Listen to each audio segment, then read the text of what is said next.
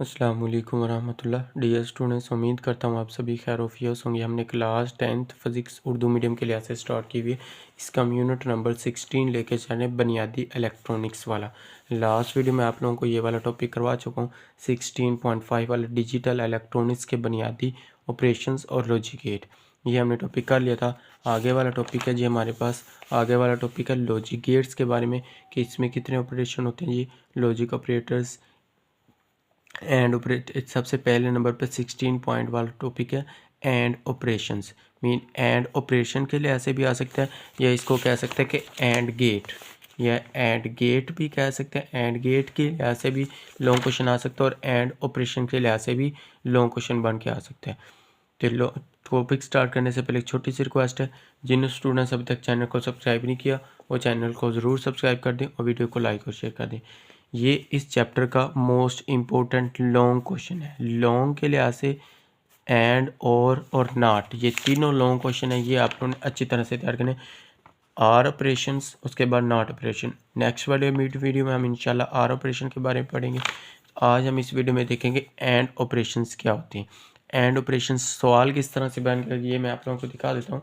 सवाल किस तरह से आएगा, इस तरह से आगे एंड ऑपरेशंस की वजाहत करें। नेज़ एंड गेट, एंड गेट की अलामत और ट्रूथ टेबल भी लिखें। इसमें आप लोगों ने याद रखना कि 4 चीज़ें आप लोगों ने लाजमी लिखनी। पहले नंबर पे सर्किट डायग्राम, दूसरे नंबर पे ट्रूथ टेबल और तीसरे नंबर पे इसमें एंड गेट या एंड गेट की अलामत। ये 4 चीज़ें इसमें आप लोगों ने लाजमी याद रखनी। वीडियो के साथ जुड़े रहेंगे, इंशाल्लाह आप लोगों को इधर बैठे बैठे टॉपिक क्लियर हो जाएगा। एक एक चीज़ इंशाल्लाह कंसेप्ट के लिहाज से आप लोगों को क्लियर करवाएंगे। सबसे पहले आप लोगों ने एंड ऑपरेशंस की डेफिनेशन लिखनी कि एंड ऑपरेशन से क्या मुराद है। इसकी तारीफ, ऐसा ऑपरेशंस जो किसी सर्किट में मौजूद सब स्विच के बंद होने से मुकम्मल हो, एंड ऑपरेशंस कहलाता है। अगर एक भी स्विच खुला हो तो एंड ऑपरेशन नहीं होता, मीन ऑपरेशंस नहीं होता। अगर एक भी स्विच ऑन होगा तो हम कहेंगे कि ये इसमें से सर्किट पास नहीं हो रहा, आगे लैंप ऑन नहीं हो रहा। तो इसको हम सर्किट डायग्राम की मदद से पहले समझते हैं। डायग्राम की मदद से, ये डायग्राम उसने बनाई है। अब इसमें देखें, आप लोग इसकी मदद से इसकी वजाहत लिख सकते हैं। अब देखिए यहाँ से आप लोग इसकी वजाहत भी लिख सकते हैं, साथ में आप लोगों का ये सर्किट भी कंप्लीट है। अब देखिए इसमें आप लोगों ने कहना है कि फॉर एग्जांपल यहाँ पे हमने एक वोल्टेज है, इसमें आप लोग यहाँ से देख लें कि ऑपरेशन एंड ऑपरेशन समझने को कहता है कि लैंप में बैटरी और सीरीज़ में लगे हुए 2 स्विचेस S1 और S2 का मुशाहिदा करते हैं। अब ये भी एमसीक्यूज बन के आता होता है कि एंड ऑपरेशंस में सर्किट जो होता है, ये किस सर्किट डायग्राम किस तरीके से जुड़ी होती है, किस तरीके से सीरीज़ तरीके से ये जुड़ी होती है। ये याद रखिए, सीरीज़ तरीके से ये जुड़ी होती है। स्विच S1 और S2 इनपुट्स हैं। इन 2 स्विच की दरअसल 4 मुमकिनाती हालतें होती हैं।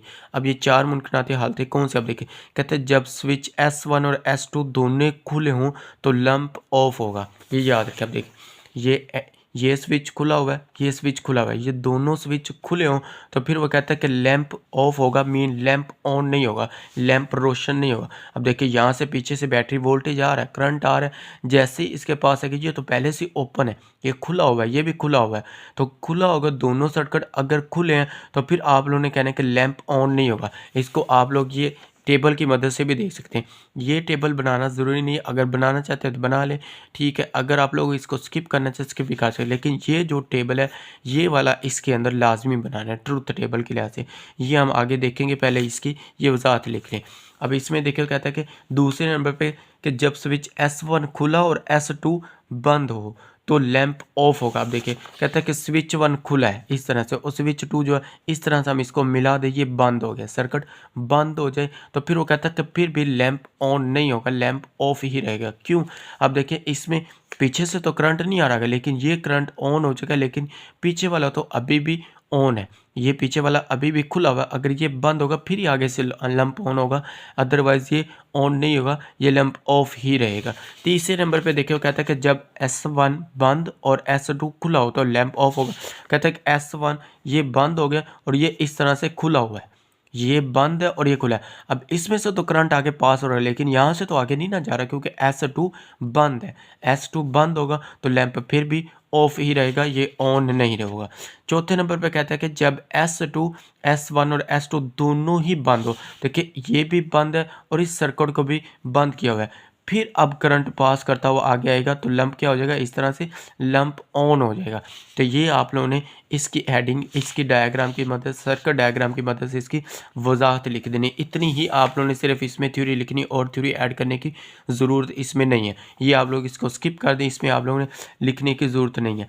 उसके बाद आप लोगों ने याद रखना है यहाँ पे कि एंड ऑपरेशन की अलामत को डॉट से ज़ाहिर करते हैं। मीन जो एंड ऑपरेशन की अलामत है वो आप लोग याद रखें, इसको डॉट से ज़ाहिर करते हैं। और इसकी बुलियन अलामत या बुलिंग मसावात या फार्मूला क्या होता है, ये इस तरह से शॉर्ट क्वेश्चन या एमसीक्यू बन के आ सकते हैं कि बुलियन की मसावात या इसका फार्मूला क्या है, एक्स बराबर ए डॉट बी। यहाँ से हम इस ट्रूथ टेबल की वजाहत करेंगे। अब देखिए ट्रूथ टेबल के लिहाज से यहाँ से कहता है ए और बी। पहले आप लोग इसकी अलामत देखें तो मैं आप लोगों को अलामत के लिख रहा होता है, ये इसकी अलामत है। अलामत के लिहाज से हमने इसकी वजाहत करनी है ट्रूथ टेबल की। ये अलामत है, इसको आप लोग मैं इधर बना देता हूँ। देखिए एक आप लोग कह लें इस तरह से एक डी शेप है, इस तरह से कह लें ये एक डी है और यहाँ पे इसके ये क्या लगे हुए हैं, इसके साथ ए और बी, ये इनपुट है। ए और बी के इसको आप लोग कह लें कि ये क्या है, ये इनपुट है, ये यहाँ से इनपुट है और आगे क्या दे रहा है, ये आउटपुट शो करेगा। एक्स बराबर किसके जी, ए डॉट बी, ये अलामत है। ये याद रखें। अब देखिए डॉट को हम किससे एंड कहते हैं कि डॉट की अलामत होती है। अब इसमें कहता है, अब इसने उसने ट्रूथ टेबल बनाया, ट्रूथ टेबल की समझा ए और बी। ए सर्किट S1 कह लें, बी सर्किट को S2 कह लें। मीन सर्किट डायग्राम की मदद से हमने जैसे इधर ऊपर देखा ना, ये दोनों कहता है कि ए भी ज़ीरो है, बी भी ज़ीरो है।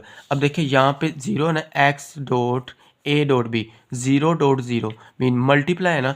डॉट का मतलब होता है ज़रब, दोनों ज़ीरो को ज़ीरो ज़रब करेगा ज़ीरो आ जाएगा।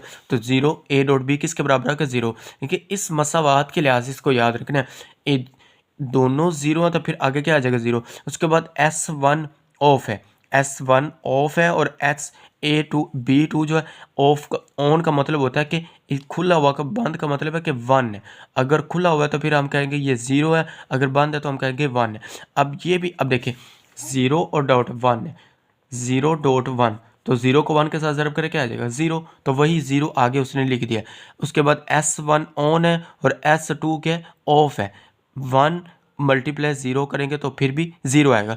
अगर दोनों ही बंद हैं, 1 1 है, तो फिर जाके कुछ ना कुछ आउटपुट आगे शो होगी, मीन आउटपुट इसमें देगा। मीन अब देखें x बराबर 1 डॉट 1 करेंगे मल्टीप्लाई क्या आ जाएगा, 1। ये इसकी आउटपुट अब शो होगी। ये ट्रूथ टेबल आप लोगों ने इसके अंदर लाजमी लिखना है। ट्रूथ टेबल की हेडिंग दे और ये आप लोगों ने लिख देना है।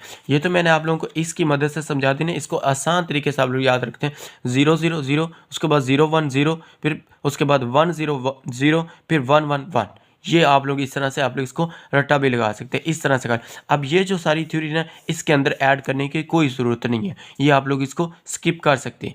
इसमें हम रीड कर लेते हैं कि इसमें आप यही बयान कर रहे हैं, देख लेते हैं। अगर कोई एमसीक्यू जाता है तो आप लोगों को क्लियर करवा देते हैं कि बाइनरी शक्ल में अगर दोनों इनपुट्स ज़ीरो हों या एक भी ज़ीरो हो तो आउटपुट भी ज़ीरो होगी। जैसे मैंने आप लोगों को बता दी कि इनपुट हम दे रहे हैं, ये ए और बी याद रखें इनपुट है और एक्स क्या आउटपुट है। यहाँ से हम इनपुट दे रहे हो, कहते हैं कोई भी ज़ीरो नंबर हो, दोनों में से ज़ीरो, यहाँ से कोई भी ज़ीरो हो तो इसकी आउटपुट भी ज़ीरो ही आएगी। ये एमसीक्यूज बन के आ सकते हैं।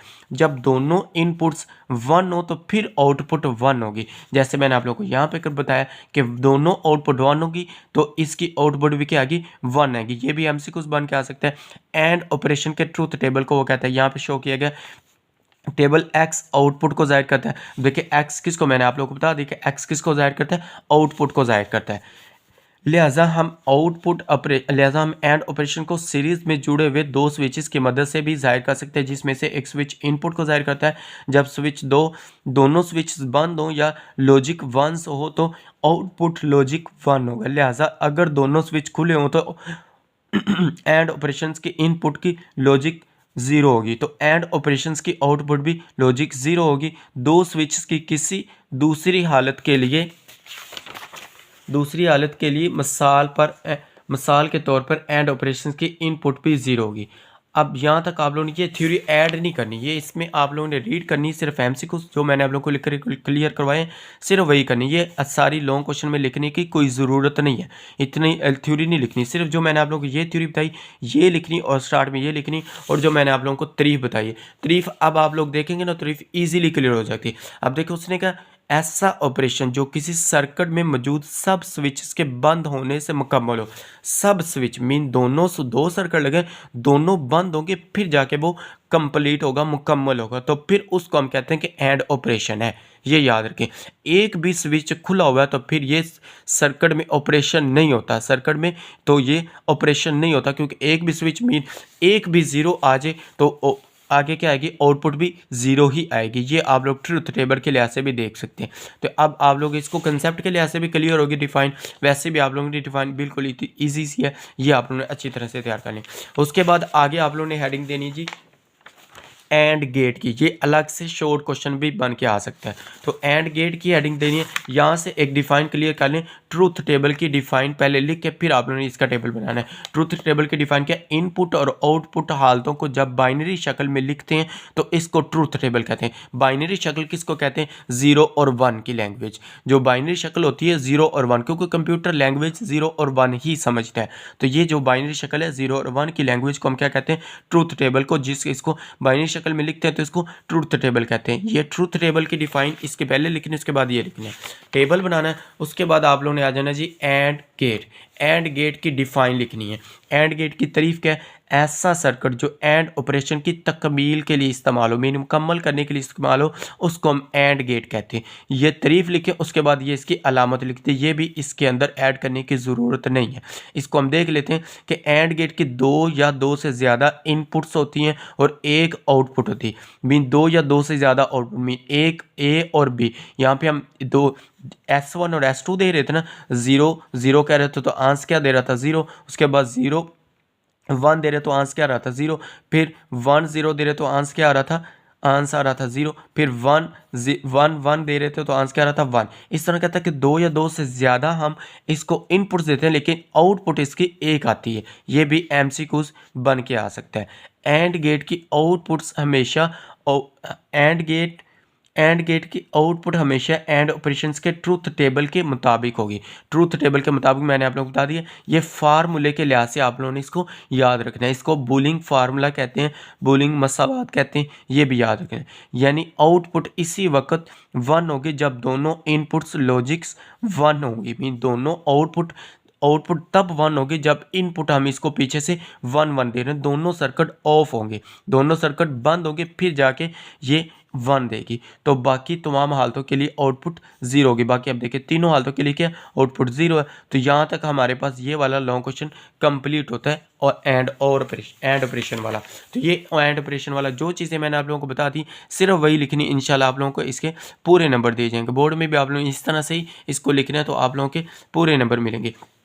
उसके बाद इसमें से शॉर्ट क्वेश्चन किस तरह से बन के आते हैं, क्योंकि ये शॉर्ट के पॉइंट ऑफ व्यू से भी मोस्ट इंपॉर्टेंट है। तो इसमें शॉर्ट क्वेश्चन याद रखें, ट्रूथ टेबल और एंड गेट की तारीफ लिखें, ये अलग से शॉर्ट क्वेश्चन बन के आ सकता है। और प्रीवियस बोर्ड के पेपर में lower board Gujranwala board most important काफ़ी दफ़ा पूछा जा सकता है, सरगोधा बोर्ड, उसके बाद मुल्तान बोर्ड, लो ये जितने भी बोर्ड है पंजाब में, इनमें काफ़ी दफ़ा ये वाला सवाल पूछा जा सकता है। एंड ऑपरेशन की सर्किट डायाग्राम बनाएं, ये भी सवाल आ चुका है प्रीवियस बोर्ड में। ये सिर्फ डायाग्राम बनानी और कुछ नहीं है, कि देखिए कितनी आसान सी डायाग्राम है। उसके बाद एंड गेट की अलामत और ट्रूथ टेबल बनाएं, वेरी मोस्ट इंपॉर्टेंट सवाल है, काफ़ी दफ़ा प्रीवियस बोर्ड के अंदर ये पूछा जा चुका है। एंड गेट की अलामत और ट्रूथ टेबल बनाएं, ये है इसका ट्रूथ टेबल और ये है जी इसकी अलामत, जो मैंने आप लोगों को इधर भी बना के दिखा दी। ये वाली इसकी अलामत है, ये इसकी अलामत है, ये वाली जो डी वाली है ये इसकी अलामत है, ये भी काफ़ी दफ़ा पूछी जा चुकी है। तो ये हमारे पास 2-3 शॉर्ट क्वेश्चन इसमें से बन के आ सकते हैं। शॉर्ट क्वेश्चन के लिहाज से आप लोगों ने इसको अच्छी तरह से तैयार कर लेना है, लॉन्ग क्वेश्चन के लिहाज से भी अच्छी तरह से तैयार करना है। उम्मीद करता हूँ जी आप लोगों को एक एक चीज़ क्लियर हो गई होगी। अगर वीडियो अच्छी लगी तो वीडियो को लाइक करें, शेयर करें, अपने दोस्तों के साथ इसका लिंक शेयर करें ताकि उनका भी फ़ायदा हो सके। और जिन स्टूडेंट्स अभी तक चैनल को सब्सक्राइब नहीं किया वो चैनल को ज़रूर सब्सक्राइब कर दें और वीडियो को लाइक और शेयर कर दें। मिलते हैं जी नेक्स्ट वीडियो में, नेक्स्ट वीडियो के साथ। नेक्स्ट वीडियो में नेक्स्ट टॉपिक हम करेंगे जी आगे वाला और ऑपरेटर्स वाला। और ऑपरेशंस वाला। तो नेक्स्ट वीडियो में इंशाल्लाह मिलते हैं, तब तक के लिए अल्लाह हाफिज़, थैंक यू।